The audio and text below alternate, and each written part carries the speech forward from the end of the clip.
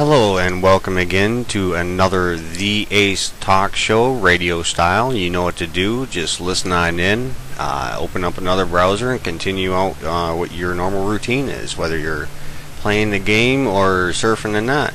Just listen on in, don't forget to comment and thumbs up, thumbs down, and subscribe.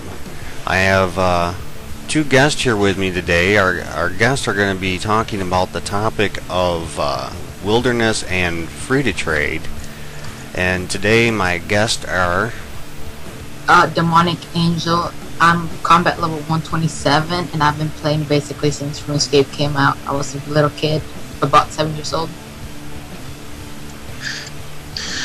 Name is Tank Titan. Been playing for a while, maybe like 3-4 years. Combat level like 111, basically all around player. Alright, so we all here basically have the general knowledge or a good knowledge of what RuneScape was like back in the wilderness days and unlimited trade basically. Yeah. Yeah, it was awesome back then, but I got so used to the new wilderness and the bounty hunter and the EP setup that I just lost my interest in the back wilderness. Or in the old wilderness, my bad. Yeah, I was pretty much the same way. I lost interest in PK, and I used to pkers. Basically, I'd go out there and I'd either have a DDS, or also known as a DDP plus nowadays. Used to be known as a DDS, and pkers. But Ace, what was your favorite memory of when the free trade was opened and the wilderness was as original? One of my best memories or whatnot of like back in '06 when everything was the way they're trying to make it now or whatnot is being able to give friends basically any extra drops that I had. My wife actually plays the game, Ms. Ace, and I was able to give her a dragon chain back when it was, you know, way up there in price. So that was pretty cool. And nowadays I couldn't quite do that. And PK wise, I don't know. Nowadays I actually think I would prefer nowadays compared to what it might be going back to. Exactly, I feel the same way. One of my favorite memories was whenever two friends would stand in the middle of Brock, West Bank outside of it. One of them would say selling room plate body 3k or whatever junk you have, and the other friend would stand on the other side saying buying room plate body 1 mil, and that would basically be a scam method that I would get rid of my junk with. Yeah, all the scams that always used to happen. Yeah. Now Daniel, back in the old days. Yeah, I was gonna say, it sounds like you remember that. Maybe you were part of a scam or what? I was a big scammer back then. I would lure people, and I would draw a lot. Like, one time I would be in Brock screaming "Sesamus" in the wilderness, and people would follow me, and I would just stand there with my clan and kill them. Yeah. Yeah, he used to PM me daily about coming to help him, but back in the old days, I wasn't really much of a PKer. I was just one of those people that played RS for fun, like talking to friends and junk. But when wilderness and free trade went away, I really didn't know what to do on RS because basically it was just boring. Yeah, I mean, yeah, it was kind of boring once it left, but I don't know, I definitely like the trade limit because you're more protected, and then the way wilderness now is, I mean, you got a whole lot more opportunity if players actually PK'd like they used to. If they applied the old PK style to the PK the way it is now, I think players wouldn't know what to do with themselves. You're voted no for the whole thing about bringing it back, or what's your stand on that? My personal stand is I don't care either way, but if I had to choose yes or no, yeah, it'd definitely be no. Yeah, I definitely voted no already, and my decision for that was I've become more of a skiller now that when they took the free trade out, so it would harm me a lot because the GE, it really helps because the higher and lower price is basically on the demand, not people controlling unless it's like a merged item, you know what I mean? Yeah, Daniel, Yeah. what do you think about all of this? Well, it's like basically me and Angel swap places because now I'm used to all the randomized loot such as Ruby Chalice, Ancient Statuette, Ceradomin Statuette, all the extra loot that you would get from killing a person. But also there's a downside, like say if you kill someone risking Derox, most people would only get like 10k and well basically get mad about it. I mean I would too if I killed someone risking 10 mil and only got 10k loot. So that's like one of the many reasons why I want Old Wild back. I kind of just like that because back in the old days you would try and like you would just fight random persons. Back then you didn't even ask to fight, you just attacked any random person. Yeah, and they wouldn't run. There was such a thing called honor where you would stay and fight until you died. Yeah, nowadays it seems like, yeah, if they don't like the person that comes up and fights them, they're going to run. I mean, if you're going to be in a PK world, you're there to risk. Don't go out and fight if you're not going to risk. And did you see those people in Max Mage risking 500 mil and they just run every time they're out? And I used to tell them, why are you going to do that? If you're in this world to basically try and kill some people. People lose money, so why are you afraid to lose your own money? And that's what, as I was saying, you know, people that rush players actually seem to get a whole lot better drops or a whole lot bigger cash reward or whatever. I mean, the game doesn't, it knows that you're risking 500 mil or whatever. However, it says in the knowledge base that it only basically recognizes 75 or 76k of your risk. It doesn't recognize that you're taking any more than that. It's only going to rate it on that 76k or 75k risk. Which is kind of messed up if you think about it, because other people who risk a lot and actually die with a lot should get better loot. Yeah, you'd think that. You don't see my point of view, or do you agree?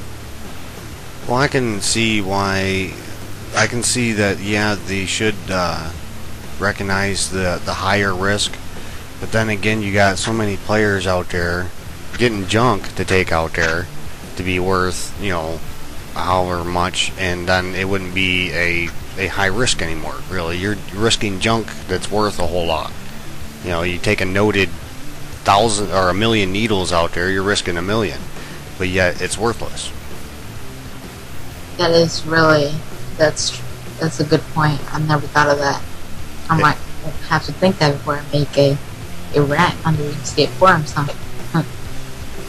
Yeah, you get definitely with time and being, of course, I'm a player moderator. You know, I have to really look into a lot of the different views, different point of views on many things. I gotta look at it from Jagex's side and also the player's point of view, and try to stay Switzerland or bias, so to speak. You know, neutral to both sides, just right in the center balance between everyone, and try to explain to players that ask me, because they see that silver crown, why things are the way they are. So, you know, just like you just said, you never really thought about that. Sometimes, even in a game, you gotta think about what you're gonna say before you say it, because it can really affect people. Because some people wanted free Voldy back. Now that it's here, that we can vote it back, they're scared of it. Now that they put out a poll for Voldy to come back and free trade, it's not like you can just back out of the deal. You have to go with it. No, I'm thinking they've had a few years to think about this, so it's basically time to put up their end of the deal. We put up ours by voting for the free trade and wilderness to come back, so it's time for them to put up their deal and basically give us what we want. I actually have come across a lot of players now that have voted yes, but now looking back and remembering, looking through some of the old YouTube videos or reading through some of the rants or whatnot in forums and talking to the other players, of course, that now they wish they wouldn't have voted yes. They wish they would have voted no, because they now realize what they have with the way it's set up now. What was your favorite PKer or like YouTuber that made PK videos back then? Ace? I really didn't have one myself as far as a player that showed a complete good skill. I always admired the PKers that in the old days that would risk the big items or whatnot, or have the good armor, would risk the mage ruins and stuff like that. I mean, a lot of this mage and that wasn't out at that point in time. I mean, I remember when Lunar wasn't there and stuff like that. It's just, yeah, outstanding things that you can do now compared to back then. And that's probably another aspect that players don't look at. What's going to happen if they do revert back to most of the old ways with the mage that they have now, the combat weapons they have now that can be easily replaced and stuff like that. Yeah, I see your point. What about you, Daniel? Do you have any famous famous PK you liked? Actually, I did. My favorite PK was, I'm not sure if he still plays now, but my favorite PK was a maxed ranged peer named Kidge Ranged. He was one of the first maxed peers, I think, to get 99 range, and people admired him for that. Yeah, I remember back then when he used to be like the first East Dragon peer, which was really awesome. Yeah, he was one of the people who actually invented East Dragons, like the hybrid and PK people that were killing dragons there. Now here's a PKer that you guys might remember. She now makes some in real life videos once in a while. She's doing some other things. I believe she has a kid now. I can't remember what her last Going post. crazy? No, Defiled. Oh, Defiled. She was. I've heard of her, but I didn't know she made PK videos. Yeah, she was. I don't. Well, I'm not sure if she made much of PK videos, but she definitely was famous for being one of the defense pures out there, and being able to kill a lot of other players out in the PK world. Yeah, she was, I think, one of the very first defense pures out there, and back in the day, not many people knew that defense was really all that good until Defiled introduced that. So that's why you got people like range tanks, summoning tanks, all that, or just defense and maybe another combat style. It's one of the very famous people, because not many people would have thought of just a pure with defense, because it's basically pretty hard to make something like that. And she still went through it, so... Yeah, and then she went on to training strength after that, and of course was just slaughtering people left and right, because nobody could hit her. And then when she did hit, she hit extra high, so... Yeah. I wonder if this update, what do you guys think on how many players might actually return to RuneScape with this update more than likely in effect? I think that people will come back for the first time, but then they will leave, because I don't think it's gonna be exactly what it was back then, because all the procs were, it's like Cross Sword, Armadillo God Sword, and that new God Sword that's coming out. I forgot the name. I think it's Saros or something like that. I don't think Zaros. the OPKers are gonna enjoy that very much. Yeah, this definitely with a January insight with the new level 80 armor, weapons, god sword, Zeros, however you want to say it. Yeah, it's gonna make it interesting. It's gonna be very interesting to see what the old people or old style people think. Now, of course, I always try to give a shout out to all the old players out there that quit when the wilderness was changed. I tried to, I posted a video trying to get more players to look up some of the old video makers and send them a link to the videos showing that wilderness will be coming back, trade limits will be removed, and so on. Hopefully we do see a lot more other players come back to the game. It would be very good. Go ahead, you know, I'm sorry. Out there, but one of the main reasons why they're bringing back the wildies is because they're losing money due to the fact many of the old people, well, a lot of the old people back in the day really just wanted the wilderness, and they quit, canceled their members, and that basically meant jagex loses money. And when they lose money, it's not like they can update very often, which players want. So I actually think that's more of a myth than anything, because jagex has many different ways of making money other than the players themselves. I mean, there's over 1 million players, so I mean, you're talking about, you know, at least with the US, you know, 5 million they're making, or 6 million a month. But they also have the advertisements they have on their page, their home page, and then they have the Twitter and YouTube and stuff like that they're getting monies from. Yeah, I disagree with Daniel also, because if RuneScape was bringing the wilderness back because of losing money before, they would have brought it back as soon as the people started to quit. That's what I think.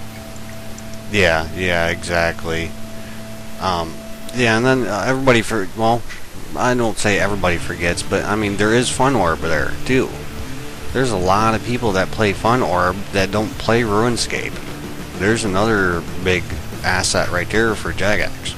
that is true. Fun Orb is popular with some people, but in my opinion, I don't like Fun Orb that much. I mean, it has some good games on there, but RuneScape is just a lot better for me. Yeah, but I'm just stating, as far as people saying that they're only bringing it back for money purposes, they forget all them different aspects of the websites, the internet, period. I mean, there's so much revenue out there, or so much money to be earned out there that jagex is pulling in.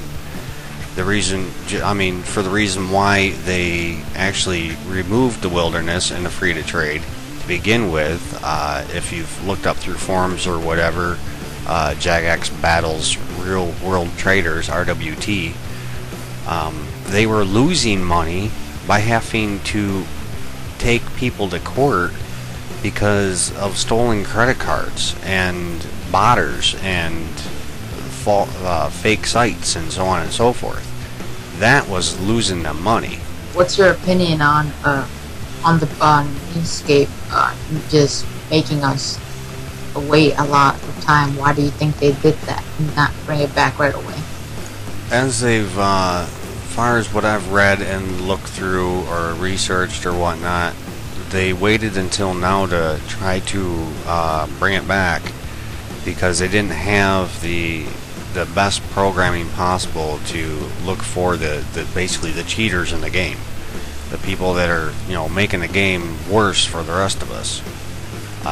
With the real world trade out there, the reason why they removed a lot of the stuff or changed it to the way it is now is they didn't have a complete program to catch people.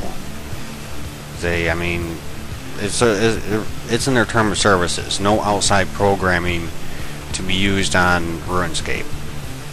So, I mean, when people started using macros or bots to gain money in the game, and then they turned around and they would sell it on, you know, another site and hack people and stuff like that, that was causing a big problem, and they didn't have the ability to catch those players at that point in time. And they've posted that they now have new programming to eliminate a lot of the bots and stuff like that they're going to do with the January updates or the New Year's updates. I'm not sure when they're going to release them, but they have new programming. They have either they brought in somebody new to look at just that, or to do programming on just that. It's hard to say. All I know is the only way they could do this was if they had a better way to remove the cheaters of the game, the people that actually do cost the game money. I kind of disagree on that. I think that all that jagex is doing is, let's say, bluffing, because I don't really think they can stop real world trading or something like that. Because how can you really tell if a person is giving a trick out to their friend or buying stuff with real life money whenever the trade comes back? Well, with the trade coming back, they can actually basically track your trades or whatnot if they, I believe, if they want to. I mean, of course I don't work for jagex for nothing, but so I don't know for certain. But the trades, basically, they were able to recognize in between, you know, you trading between somebody that's on your friends list. You know how, you know, of course the program, it's in there now, it's already sent. If you're friends with a player for 3 months, your trade limit went up in between you and your friend. And yeah, now, but what about PkAngel, like random PKers like SparkMac? There's myth about him buying stuff from websites. So he's a great PKer. He PKs a lot of people, and PkAngel, you will get everything they're holding. So that's another thing. How would they know?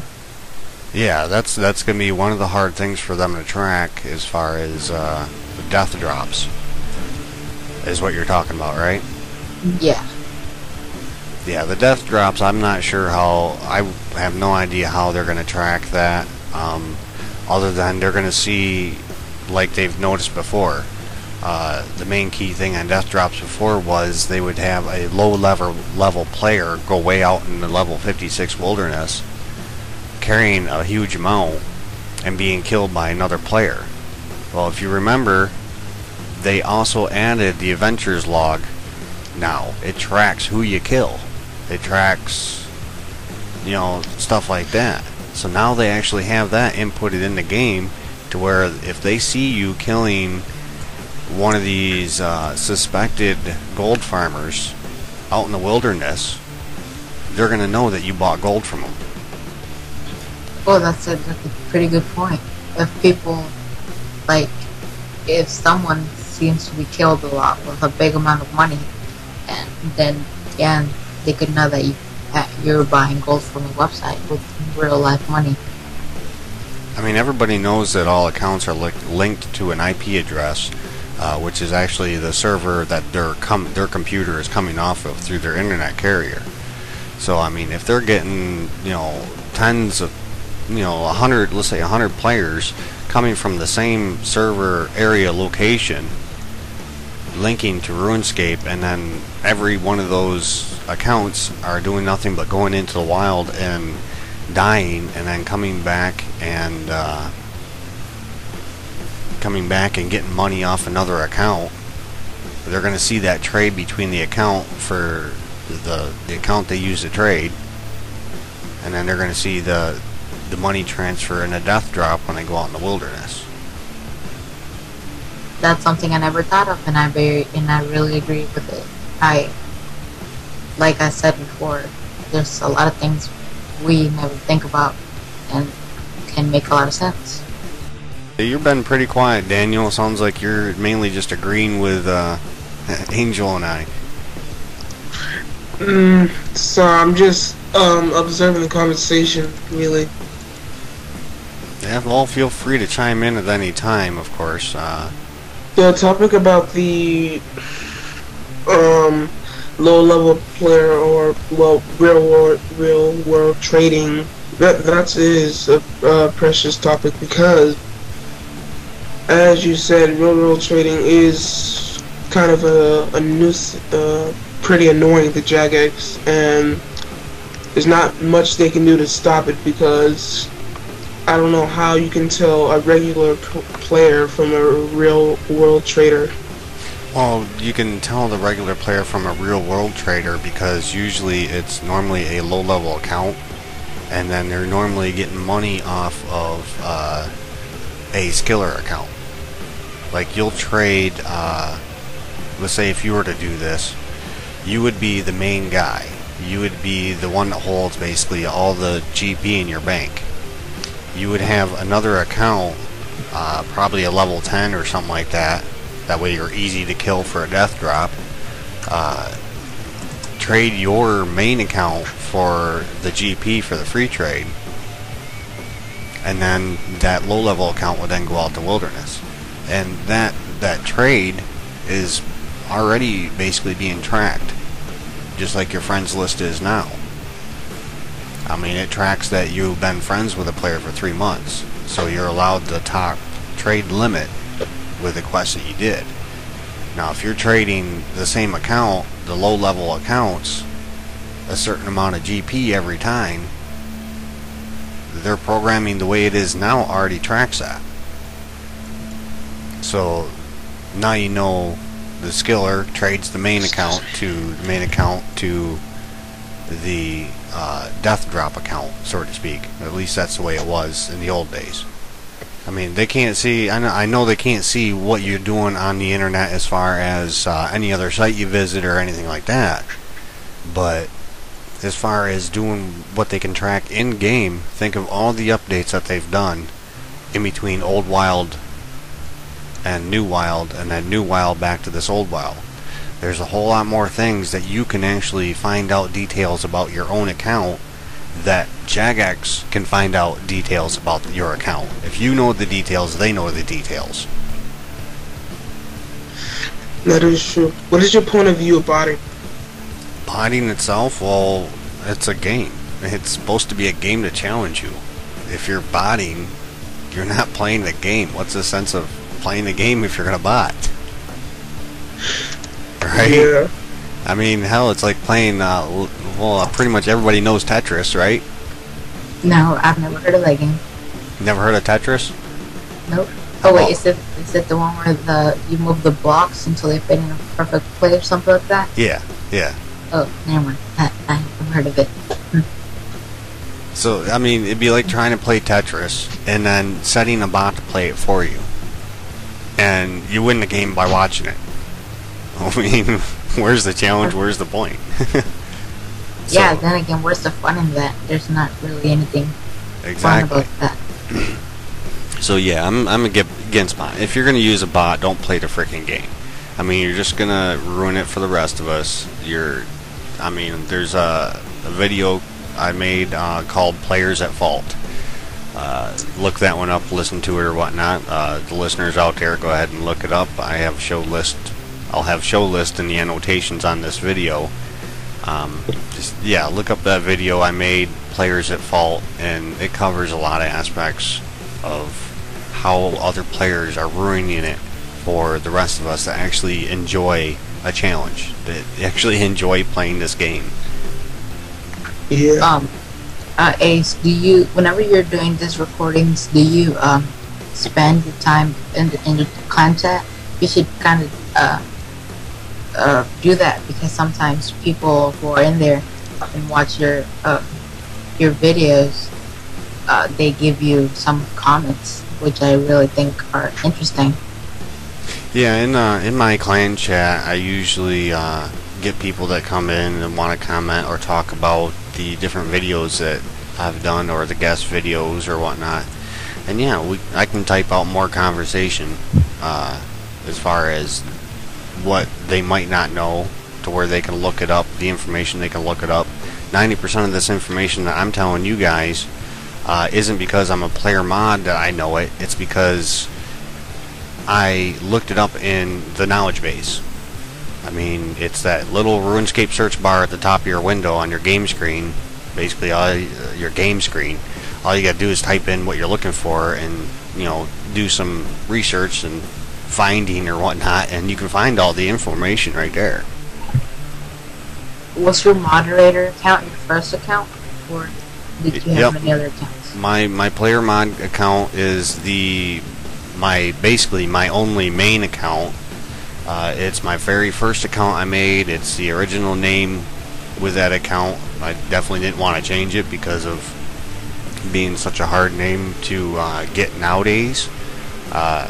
Being it's not leet, or there's no numbers in it, of course. You know, the Ace was the very first name I typed in, and I got approved for that name, so I was like, cool. But yeah, back in the good old days. Yeah, exactly. So I've been a player mod for 3-4 years basically, and that's one key aspect of being a player moderator, is to really get to know how to utilize the full Runescape site. So, being a skiller now, what's your favorite skill that you think it deserves having time into it? Well, right now my skiller is my main account, of course. I work on all my skills, but my main skill is agility. I'm working on 200 million experience by collecting Brimhaven tickets. How many do you have? Once I get enough Brimhaven tickets to max out, I'm gonna have of course, a video to invite everybody, and then go turn them all in. Nobody else that I know of has turned in over 100,000 Brimhaven tickets, probably close to 200,000 Brimhaven tickets to max out their agility skill. I wish you luck in that. Yeah, right now I'm at 75k tickets, so that's 26 mil worth of experience. Nice. Wow, that's impressive. Yeah, and I see you're ranked number 35. Yeah, which is basically pretty good. Yeah, at one point in time I was actually up to rank 3 or 5. I can't remember which one it was, but that was before players started getting interested in the skill, and before the other courses came out. You know, Brimhaven was one of the best courses to train at, other than the ape course. When you have to turn yourself into a monkey to do the course, Brimhaven was basically second best. After having 99, how can you still keep going after getting 99? I would like quit RuneScape because I'd be hella bored. Well, Brimhaven is one of those courses where you're not running laps, so it doesn't get so boring.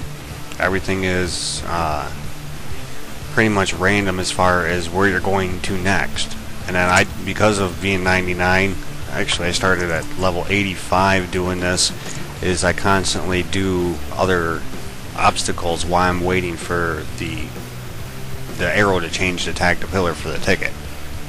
So I'm constantly moving, constantly clicking. Then I got my clan chat. I've got, you know, players like yourselves on Skype here I talk to while I'm doing Brimhaven. I've got my PM almost on always, although I have it hidden most of the time. Players know to come into my clan chat and ask me for a PM, and then I'll go to, you know, I'll unhide my PM, and yeah, so I'm constantly busy with the clan chat, the PMs, the Skype messages. I actually have a Yahoo I use also for recordings, as I mentioned, as I have on my my disclaimer or to be a guest invite video. That's an option for players to use a mic chat with for doing a show with me. Excuse me. So besides the wilderness and well, excuse me, sorry to cut you off, but it's been a pleasure talking to you, Ace, but it is time for me to leave. Alright, Daniel, or I Tank Titan in RuneScape. It's been nice having you on here, and hope to have you join again sometime.